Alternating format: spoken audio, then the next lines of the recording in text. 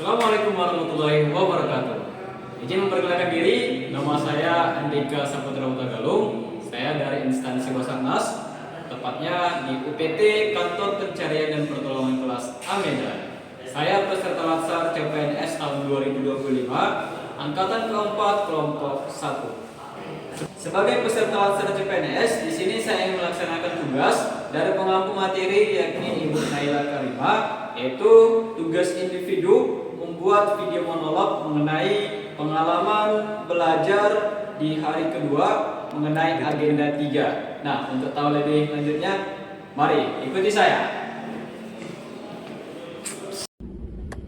Sebagai peserta latsar CPNS, saya ingin melaksanakan tugas individu yang diberikan oleh pengampu materi, yakni Ibu Naila Karima, SE AKMSI, yaitu membuat video monolog tentang pengalaman belajar hari kedua mengenai agenda 3. Pada hari ini kami melakukan Zoom untuk membahas tugas kelompok yang kemarin diberikan oleh pemateri, yaitu Ibu Naila, yaitu analisis kasus isu-isu yang berkaitan dengan Smart ASN ditinjau dari ancaman digitalisasi pemerintahan. Kami terbagi atas 4 tim dan masing-masing tim memaparkan hasil diskusinya. Untuk kelompok 1, mereka membahas tentang kebocoran data 279 juta penduduk Indonesia. Ini merupakan topik yang menarik, kasus besar yang sempat viral dan menyadarkan banyak orang tentang betapa pentingnya keamanan data. Dan dijelaskan juga bahwa salah satu aspek penting dari literasi digital adalah keamanan data, baik data pribadi maupun data milik institusi. Kasus kebocoran ini menunjukkan bahwa banyak pihak termasuk lembaga pemerintahan belum sepenuhnya paham atau siap dalam mengamankan data. Masyarakat juga kurang literasi soal perlindungan data pribadi, seperti sembarangan memberikan nick, nomor HP, atau informasi penting lainnya di internet. Literasi digital itu bukan cuma soal pakai teknologi, tapi juga soal tahu resiko dan tahu cara mencegahnya.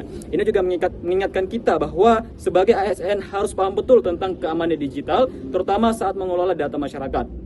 Dari kasus kebocoran data ini, saya jadi sadar bahwa melek digital bukan pilihan, tapi keharusan, terutama buat ASN. Literasi digital harus jadi bagian dari budaya kerja, karena kita nggak cuma kerja pakai komputer, tapi juga pegang data penting. Kita juga harus mulai edukasi masyarakat soal keamanan data, supaya nggak asal isi formulir online atau klik tautan yang mencurigakan.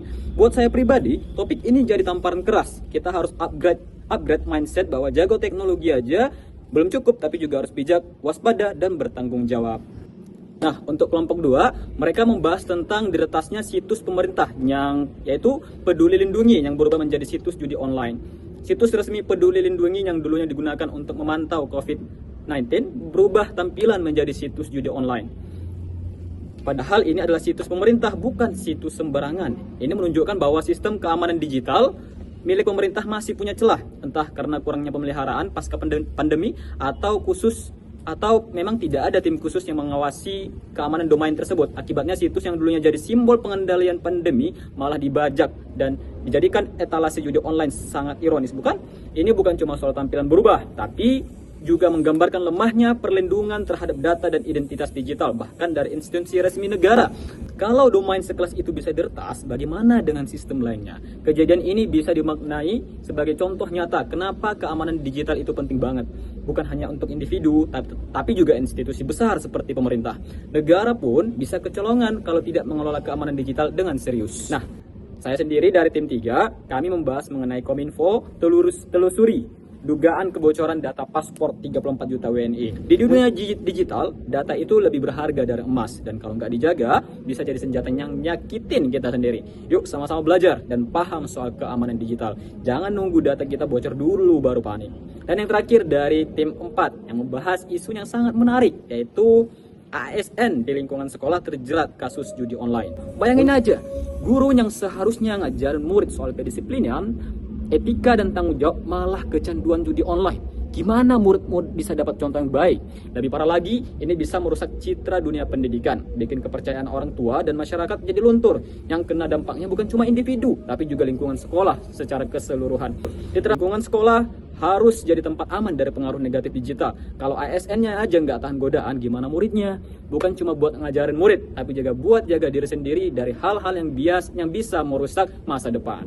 Nah, itulah pembahasan mengenai isu-isu yang terkait Smart ASN terhadap literasi digital. Dan pada saat pembelajaran itu pengalamannya sangat menyenangkan karena kita bisa berdiskusi, bertukar pikiran, bertanya jawab seputar isu-isu yang berkaitan dengan Smart ASN.